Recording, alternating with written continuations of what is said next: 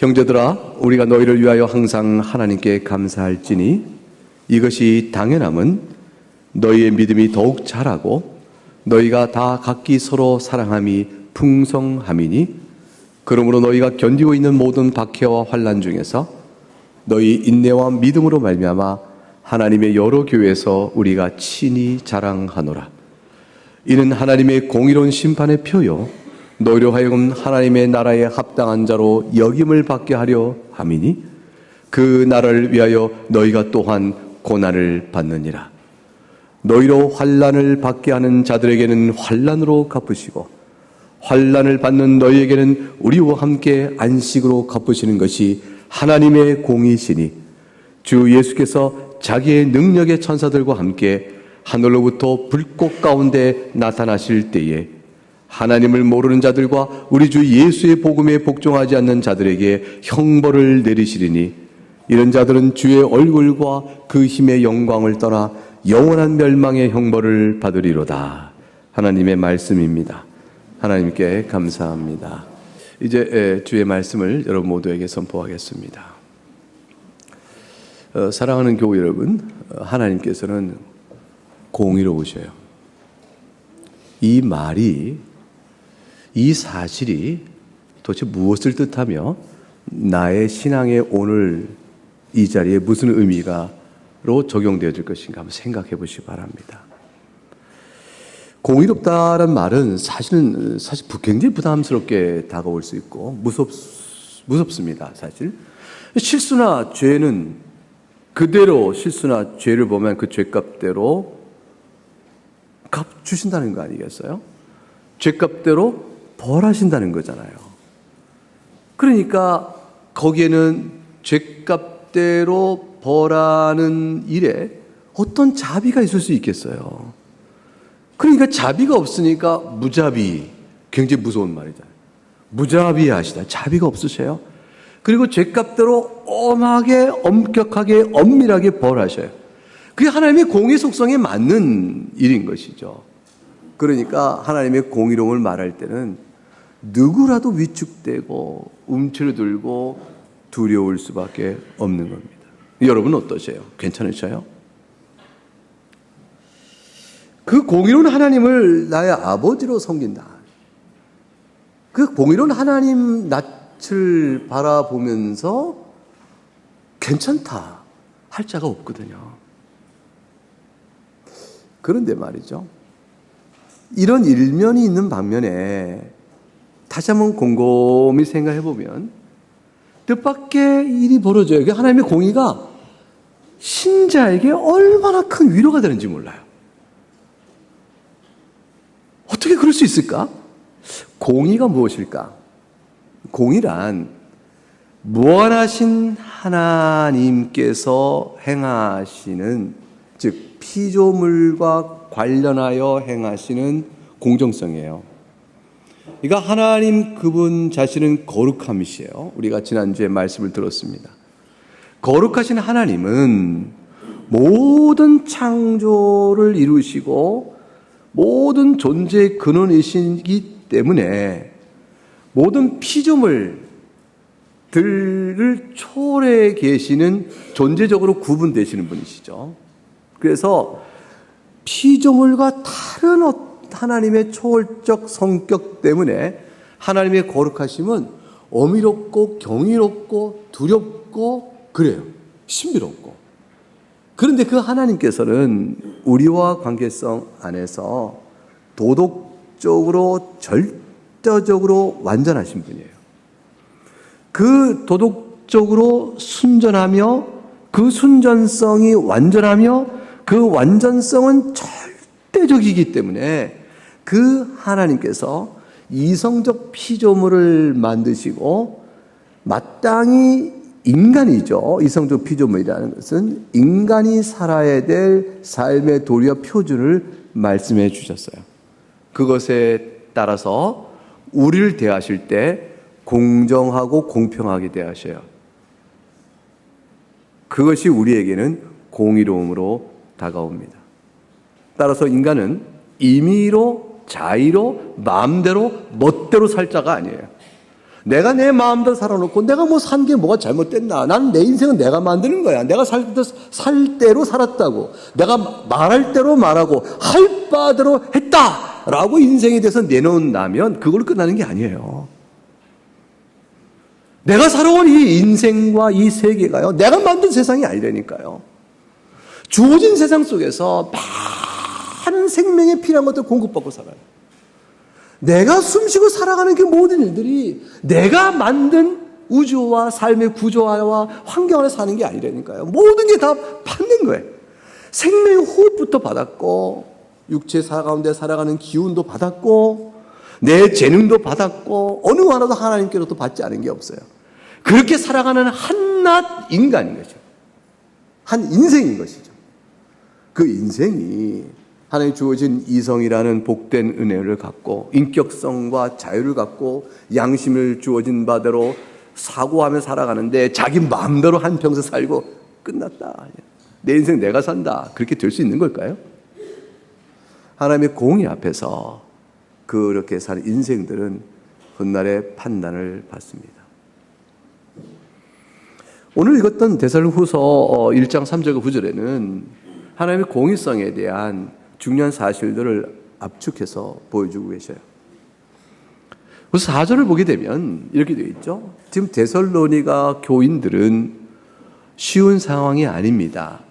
그분들은 박해와 환난 중에 거하고 계셔요. 그럼 박해와 환난 중에 있다면 하나님의 공의는 어디 있을까요? 이렇게 물어볼 만하죠. 박해와 환난 가운데 교인이 처하고 있을 때 하나님, 저 악인들을 심판하실 손길을 바로 내밀어 치셔야 되지 않겠습니까? 하나님의 공의는 어디 있으며 하나님의 자녀인 우리들은 박해와 환난 가운데 있게 됩니까? 이렇게 외칠 만한 상황이 아닐까요? 그런데 4절 말씀해 보면 모든 박해와 환난 중에서 그 다음에 이어지는 말이 어떻게 나옵니까? 너희 인내와 믿음으로 말미암아 하나님의 여러 교회에서 친히 자랑하노라. 이건 완전히 반전이에요. 하나님의 공의가 없다 물을 만한 상황인데 도리어 성도의 신앙이 이어져 나옵니다. 데살로니가 교인들은 이 상황 속에서 인내했죠. 참아냈습니다. 그리고 견뎌갑니다. 그리고 하나님을 더욱더 붙듭니다. 예수 그리스도의 복음을 더욱더 붙들어요. 이게 생명인 자고 붙들고 삽니다. 인내와 믿음은 사실은 같은 말이에요. 성도의 신앙은 인내예요. 인내 없는 신앙은 없어요. 우리의 신앙생활이 참아내지 않고 견딜 수 있는 신앙이 어디 있어요? 무슨 말이냐면 하나님의 말씀과 법도와 진리를 붙들고 그걸 통해 주신 바 된 구원의 은총을 굳게 믿고 살아갈 때 그걸 거슬리는 내 마음의 정욕이요 세상의 압박이요 사탄의 시험과 싸워가는 일 속에는 끊임없는 긴장관계가 없고 영적인 투쟁이 있어야 되고 그것은 바로 우리에게 인내라는 말로 표현할 수 있는 거죠. 그 가운데 데살로니가 교인이 있었습니다. 그 사태를 그 가운데 감당하고 있어요. 사도 바울이 그걸 보면서 도리어 이렇게 역설적으로 얘기합니다. 보셔요. 5절을 볼까요? 5절 읽어봅니다. 시작. 이는 하나님의 공의로운 심판의 표요 너희로 하여금 하나님 나라에 합당한 자로 여김을 받게 하려 함이니 그 날을 위하여 너희가 또한 고난을 받느니라. 여러분, 하나님의 공의로운 심판의 표요라고 되어 있어요. 여기서 말하는 인의라는 것은 앞의 내용을 봤죠. 환난과 박해 가운데 있는데 인내와 믿음으로 있다는 사실은 하나님의 공의로운 심판의 표요? 아니, 하나님의 공의가 좀 부재 중인데, 없는 것인데, 없어서 인내로 견디고 있는데 이것이 하나님의 공의로운 심판을 보여주는 표라니 이게 어떻게 되는 걸까요? 이 보여주는 표라는 것에는요, 하나님의 공의가 없는 것 같은 그 상황에 인내와 믿음으로 오히려 하나님의 공의가 있음을 신앙으로 증거하고 있다는 뜻이에요. 그래서 하나님의 심판은 과연 공의로우십니다 라는 이 영적 사실을 환난과 박해져 있는 데살로니가 교인이 보여주고 있는 거죠. 어떻게 보여주고 있죠? 하나님의 심판은 과연 공의로우셔요? 라는 것을 환난과 박해 중에 지금 어려움을 당하고 있는데 하나님의 공의가 임하여 그들을 구원하고 악인을 처형하는 벌을 내리는 일이 이루어지고 있지 않고 있는데 어떻게 보여준단 말이죠? 소망으로 보여주는 거예요. 믿음으로 보여주는 거예요. 환난과 박해 가운데 있으나 하나님의 심판은 공의로우십니다. 이거를 그들이 인내 가운데 보여주고 있는 거예요. 여러분, 성도의 신앙이 바로 거기에 있어요. 그래서 히브리서에 뭐라고 했냐면 약속을 받지 못했으나 그러나 그들이 믿음을 따라 살다 죽었다 돼 있어요. 약속을 받지 못했다는 말은 약속 자체가 없다는 것이 아니라 약속하신 바의 사태가 실현되어지지 않았으나 약속이 과연 그 일을 확실하게 이룰 줄 알고 그걸 굳게 믿고 믿음 따라 살다 죽었다. 그게 믿음의 실상인 것입니다. 바라는 것들의 증거인 것이죠. 여러분에게 예수 그리스도가 있는가? 여러분이 하나님 아버지가 여러분의 아버지이신가? 여러분 인생 속에 과연 난 예수님을 믿고 사는 사람들이야 라고 말할 수 있는 천국 백성에 대한 신앙의 증거는요, 여러분이 부할 때, 강할 때 나타나는 것이 아니에요.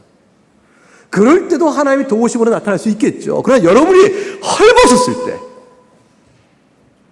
약할 때, 힘들 때, 고난 속에 있을 때 여러분의 믿음을 통해서 그 믿음이 가리킨 바의 내용의 실제가 드러나고 있는 것이란 말이죠. 하나님의 공의는 반드시 실현됩니다. 그것을 굳게 믿고 인내와 믿음 가운데 데살로니가 교인이 박해와 환난을 견뎌가니 모든 교회의 자랑이라 그래서 자랑이라. 얼마나 놀라운 말이에요. 내가 여러 교회 너희를 친히 자랑한다. 그렇게 말했습니다. 그리고 덧붙여 6절부터 하나님의 공의에 대한 악인을 향한 형벌을 이렇게 명확하게 다시 한번 말해주고 있어요. 그게 뭐냐면 너희를 6절 환난을 받게 하는 자들에게는 하나님께서 환난을 갚으실 것이다. 공의죠. 7절 환난을 받은 너희에게는 우리와 함께 안식으로 갚아주신다. 위로죠. 이 위로의 말이 바로 하나님의 공의예요. 하나님의 공정성이죠. 공평함이죠. 하나님께서 악인에게는 환난으로 형벌로 갚아주시고 그 악인들 가운데서 박해와 환난 가운데 믿음으로 인내로 견딘 자들에게는 하나님께서 안식으로 갚아주시는 것, 평안과 위로를 주시는 것, 하나님의 공평성에 따른 공의의 실현입니다. 이걸 하나님 사도 바울이 오늘 본문에서 말씀해주고 있는 것이죠. 그래서 7절 6절과 7절 한번 같이 읽어봐요. 시작. 너희로 환난을 받게 하는 자들에게는 환난으로 갚으시고 환을 받는 너희에게는 우리와 함께 안식으로 갚으시는 것이 하나님의 공이시니 확실하게 정의를 내리고 있습니다. 그럼 그때 어떻게 되어질까요? 그 일의 완성은 주 예수의 재림을 얘기합니다. 주 예수께서 자기의 능력의 천사들과 함께 하늘로부터 불꽃 가운데 나타나실 때, 영광중에 나타날 그때에 이 공의의 심판이 악인들을 향하여 내려질 것인데 8절과 9절을 같이 읽습니다. 시작. 하나님을 모르는 자들과 우리 주 예수의 복음에 복종하지 않는 자들에게 형벌을 내리시리니 이런 자들은 주의 얼굴과 그의 힘의 영광을 떠나 영원한 멸망의 형벌을 받으리로다. 여러분 믿으십니까? 이거 믿으셔야 됩니다. 오늘 본문의 이 말씀은 하나님의 공의에 대한 중요하고도 핵심적인 사실을 3가지 정도로 말씀하고 있고 그거를 성경 전체 다른 것을 통하여 우리가 지지를 받고 정리해 볼 수 있습니다. 첫째는 다시 거듭해서 말씀드리지만 하나님께서는 악인에 대하여 반드시 형벌을 내리십니다. 내가 두려워하지 않는다고 해서 형벌받지 않는 게 아니에요. 마음이 돌처럼 단단해지고 양심이 화인 맞아서 하나님의 형벌을 두려워하지 않은 채 큰 소리치고 살아도 시편 73편에 악인의 입이 거만하여져 하늘을 하여 막 함부로 떠들어대도 그 세상은 그런 사람들을 그가 가진 부와 권력 때문에 막 몰려들어 때를 이루고 있다 할지라도 그가 마지막 날에 졸지에 황망하게 기름칠한 미끄럼틀에서 미끄러지도 휙 멸망기로 들어가 버리는 것이죠. 그게 마지막 운명이에요. 하나님의 형벌이 반드시 써집니다. 에레미야 애가 3장 38, 39절에 화와 복은 하나님의 입으로부터 나오는데 살아있는 사람들은 자기들 죄 때문에 벌을 받는다 되어 있어요. 사는 동안에 살아가는 인생의 내용은 의미가 없는 게 아닙니다. 인생은 의미를 갖는데 그 의미는 한 가지 목적을 통해서 받아져요. 하나님을 영원롭게 하고 하나님을 즐거워하는 하나님 편에 서느냐, 그 은혜 앞에 서느냐, 그 죄사함의 은총을 듣느냐, 아니면 그냥 내가 사느냐. 여러분, 내가 내 인생을 산다는 말은 얼핏 보면 좋은 말 같지만 죄를 따라 살겠다는 뜻이에요. 여러분, 죄인이에요. 죄인이 자기가 자기 인생을 살겠다는 건 무슨 인생이 되는 거죠? 죄된 인생이죠. 나는 한마디로 내 인생은 내가 살라는 말은 나는 죄값대로 받을 거야. 난 죄집에 살 거라는 것과 똑같은 말이에요. 실질의 내용이 같아요. 내용적으로 같습니다. 요한계시록 21장 8절에 그러나 두려워하는 자들과 믿지 않은 자들과 흉악한 자들과 살인자들과 음행자들과 점술가와 우상숭배자와 거짓말하는 모든 자들은 다 불과 유황으로 타는 못에 던져지리. 둘째 사망이라. 한 번 죽으면 끝이야? 아닙니다. 두 번 죽습니다. 영원한 죽음이 그에게 있습니다. 지금 죽음은 몸과 영혼이 떨어질 뿐이지만 그때 몸과 결합된 채로 죽습니다. 악인들이 영원한 형벌을 받는다는 것은 사랑하는 교회 여러분, 우리 모두에게는 사실은 두려움이 아니에요. 이 사실이 하나님 편에 있는 예수 믿는 사람에게는 그 초대교회 때로부터, 아니 아담 때부터요. 아니 생각을 해보세요.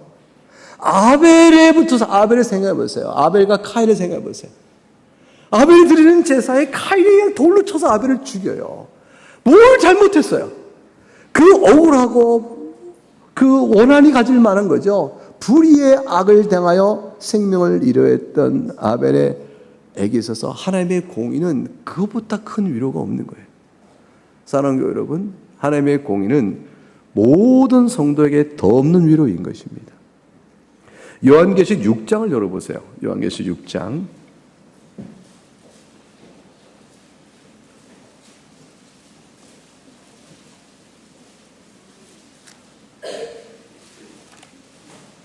(9절과) 11절까지의 말씀 보겠습니다. 같이 읽습니다. 시작. 다섯째 일을 떼실 때에 내가 보니 하나의 말씀과 그들이 가진 증거로 말미암아 죽임을 당한 영혼들이 제단 아래에 있어 큰 소리로 불러 이르되 거룩하고 참되신 대주제여 땅에 거하는 자들을 심판하여 우리 피를 갚아주지 아니하시기를 어느 때까지 하시려 하나이까 하니 각각 그들에게 흰 두루마기를 주시며 이르시되 아직 잠시 동안 쉬되 그들의 동무 종들과 형제들도 자기처럼 죽임을 당하여 그 수가 차기까지 하라 하시더라. 하나님께서는 그의 작전 가운데 교회 하나님이 사랑한 자녀의 일정 수가 복음이 전해지고 또 믿음의 종들을 불러내며 교회를 역사 속에 계속해가는 과정 속에 순교적 죽음, 박해, 일정 분량을 주님께서 이미 작정 속에 해놓으셨어요. 우리나라의 교회에 많은 순교자의 피가 있었고요. 순교의 피로 교회가 세워져 온 것이고 지금도 세계 곳곳에서는 박해와 어려움과 눈물과 피로 교회가 계속되어 가고 있습니다. 여러분이 이 신앙 때문에 당하는 어떤 환난이나 억울함이 있다면 그것도 역시 마찬가지죠. 교회는 그렇게 나아갑니다. 그렇게 되어진 성도들의 마음에 담겨있는 하나의 외침이 있죠. 하나님의 공의성에 대한 확인이죠. 하나님을 욕되게 하는 자들을 향한 하나님의 진노와 공의 심판이 있기를 바라는 마음, 너무 당연한 거잖아요. 교회를 박해하는 일에 대하여 우리 아픔이 있는 것, 분노가 있는 것 너무 당연한 거잖아요. 그 모든 일을 하나님의 공의 심판이 있기를 바라는 마음이 성도 기도 속에 있죠. 근데 이것이 천상교회의 기도예요. 지금 계시록 6장 여러분이 읽었던 이 본문은 우리가 곧 가게 될, 주 오시기 전에 곧 가게 될 천상교회, 천상교회에 임하여 우리는 그곳에서 하나님 예수 그리스도를 영원롭게 하며 믿음 가운데 모든 승리한 성도들과 인뛰게 되는데, 승리한 성도들과 함께 간구하는 바가 있어요. 아직 이루어지지 않고 있는 구속사의 사실. 이제 실현돼야 될 그 사건, 그게 뭐냐면 예수님 재림을 이루어질 영광의 종말의 심판이거든요. 그때까지 바라보며 이렇게 기도하는 거죠. 거룩하시고 참되신 대주제여, 땅에 거하는 자들 심판하여 우리 피를 갚아주지 아니하시기를 어느 때까지나이까. 우리 억울함과 또 저들의 악을 하나님께서 어찌하여 돌아보고 심판하지 아니하시나이까. 이것이 천상교회에서 외치는 일이죠. 성도의 위로가 거기에 있는 거예요. 주님께 말씀하십니다. 그 수가 차기까지 잠시 쉬라. 흰 두루마기를 피시고 의인을 의롭다 하시며 하나님의 영광의 존전에 함께 있을 수 있는 거룩한 자로 삼으셨다. 이게 흰 두루마기죠. 그런 자로 살아있으면서 주께 행하실 그때를 기다리는 것이죠. 하나님께서는 공의로 오시기 때문에 반드시 심판하십니다.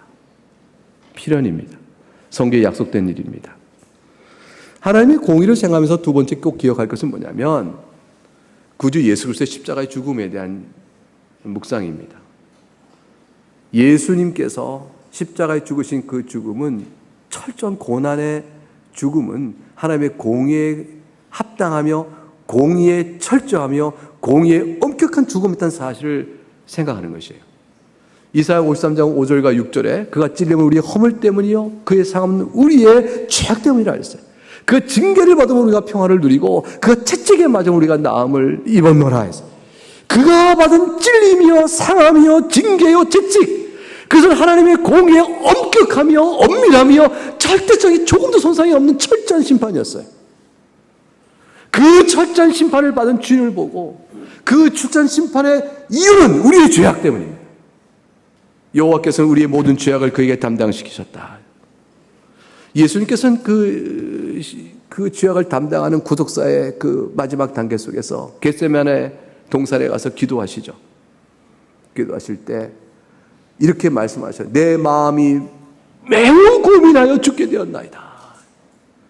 도대체 예수 그리스도께서 그 마음이 몹시 고민되어 죽게 될 지경에 될 만한 기도 제목이 도대체 뭘까요? 아버지여 내 마음에 원더를 마시고 아버지의 원더를 하옵소서. 더욱 간절히 기도하시니 땀이 땅에 떨어지는 빗방울 같이 되더라. 어떤 강도나 살인자가 내가 내일 십자가에 달린다, 고통스럽겠구나 하면서 막 발악하면서 좋아 죽이려면 죽여라, 뭐 이런 식의 같은 죽음이 맞지 않는 태도가 아니에요. 주님이 죽음을 두려워하는 것이 그런 게 아니에요.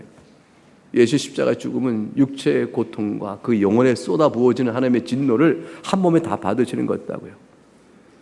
엘리엘이 라마 사막다니 나의 하나님 나의 하나님 어찌 나를 버리시나이까. 이 버리심을 당하는 일로 인해서 내려진 저주의 쏟아짐, 그것이 주님이 당하신 공의 하나님의 심판의 내용이었고, 여러분과 저의 죄악에 모든 한 방울도 남김없이 사죄하게 한 고통이었습니다. 사도신경에 보게 되면 주께서 죽으시고 장사하시고 음부에 내려가시다라는 요 말이 영어 사도신경에 있는 걸 보게 됩니다. 우리말 번역에는 없어요.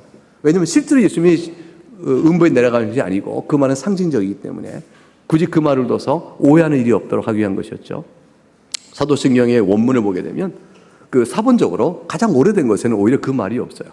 나중에 로마 캐톨릭에서 로마 캐톨릭 전이죠. 로마 캐톨릭 말하면 지금 종교개혁 이전에 우리가 구분되는 것과 생각되어지니까 그게 아니고 초대 때에 그때의 로마 교회 안에서 그거를 정비하면서 그 말이 붙는 사본들이 드러나서 그 위로 이게 쓰여지게 됐는데 우리말 번역에는 오히려 없어요. 너무 잘 된 거예요, 사실은. 여러분 하이델베르크 유리문답 44문에 보게 되면 예수님 이 당시에 받은 공의 심판에 대한 그 고통을 이렇게 설명해 놨습니다. 질문은 이것이죠. 음부에 내려가셨으며 라는 사도신경의 말이 있는데 그 구절이 도대체 왜 덧붙여 있습니까? 라는 거죠. 답을 읽어보겠습니다. 시작. 내가 큰 고통과 중대한 시험을 당할 때에도 나의 주 예수 그리스도께서 나를 지옥의 두려움과 고통으로부터 구원하셨음을 확신하고 거기에서 풍성한 위로를 얻도록 하기 위함입니다. 그분은 그의 모든 고난을 통하여 특히 십자가에서 말할 수 없는 두려움과 아픔과 지옥의 고통을 친히 당하심으로써 나의 구원을 이루셨습니다.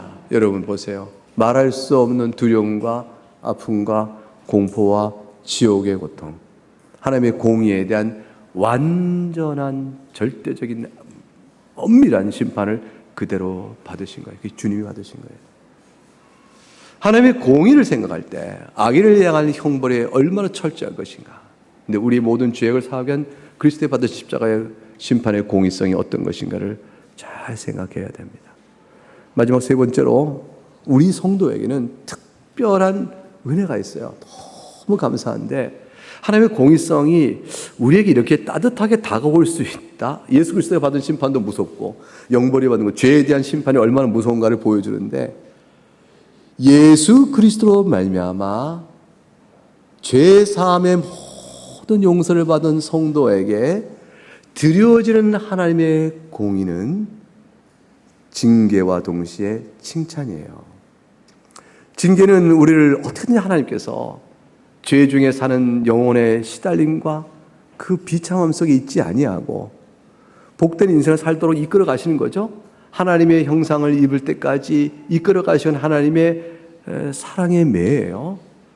그런데 하나님 말씀 앞에 인내와 믿음으로 살아간 여러분의 모든 신앙적인 순종들은 말이에요. 하나님께서 공의에 따라 공정하고 공평하게 칭찬을 해주세요. 그게 성도가 하나님의 공의성을 생각할 때 누려지는 마음속에 고백되는 일이에요. 여러분 이건 굉장한 일이에요.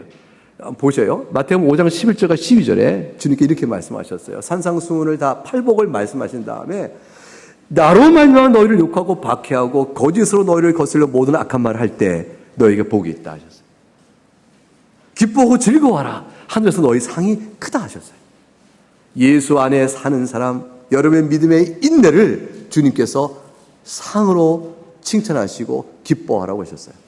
너희 전에 있던 신자들도 그 가운데 견디며 선지자들도 그 가운데 견디며 했다. 디모데후서 4장 7절과 8절에 가게 되면 사도 바울이 이렇게 말해요. 나는 선한 싸움을 싸우고 나의 달려갈 길을 다 마치고 믿음을 지켰다. 인내죠. 믿음을 끝까지 지켜왔어요. 사도 바울이. 근데 이제 후로는 나를 위하여 의의 면류관이 예비되었으므로 곧 의로우신 재판장이 그날에 내게 주실 것이며 내게만 아니라 주의 나타나심을 사모하는 모든 형제들에게 다 줄 것이다 그랬어요. 여튼 의의 면류관은 구원의 면류관이죠. 구원받은 자에게 베푸시는 하나님의 칭찬의 위로예요.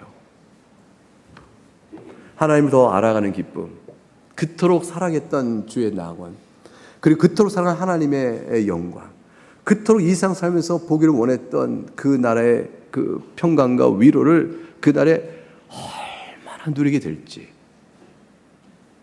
하나님께 칭찬하십니다. 네, 뭐 다 은혜로 구원받으니까 다 똑같은 거 아니야? 무한한 기쁨 속에 있는데 거기서 무슨 차이가 있다고? 우리는 유한한 존재로 하나님을 만나 뵈거든요. 하나님께서는 이 땅에 살아가는 모든 교회를 칭찬의 약속으로 격려하셔요. 사랑하는 교회 여러분, 하나님은 공정하고 공평하셔요. 여러분이 주를 위하여 믿음에 인내하는 것은 여러분의 공로는 아니에요. 예수 그리스도 공로 안에 속한 여러분의 하나님께 내어드리는 신앙일 뿐이에요. 근데 예수 그리스도의 공로 없이는 우리의 어떤 신앙의 인내도 아무런 가치가 없어요. 근데 예수 그리스도의 공로 안에서 우리의 주님을 베푸신 사랑 때문에 하나님 내가 주님을 사랑합니다. 예수님 너무 감사해요. 저 하나님 너무 하나님이 좋아요. 하나님 즐거워하는 마음이죠. 하나님 베푸신 은택을 즐거워하고 그걸 통해서 하나님께 영광 돌린 믿음의 삶을 살아가는 모든 것들은 그리스도의 공로 안에서 주님이 칭찬하셔요. 그게 우리에게 주는 더 없는 위로인 것입니다. 소리문답, 사문답에서 하나님의 공의 이거를 가르치면서 먼저 가르치는 모든 믿음의 선배들은 이 세 가지는 기억을 해야 할 것으로 짚고 있습니다. 여러분에게도 같은 말씀을 전했습니다. 이 사실을 마음에 잘 새기면서 오늘 그리스도의 십자가 그 안에서 베풀어진 죄 사함과 의 그리고 그 안에서 우리에게 베풀린 말할 수 없는 사랑을 이게 먹고 눈으로 보는 말씀을 통해서 우리가 누릴 수 있기를 바랍니다. 여러분을 성찬으로 초대하겠습니다.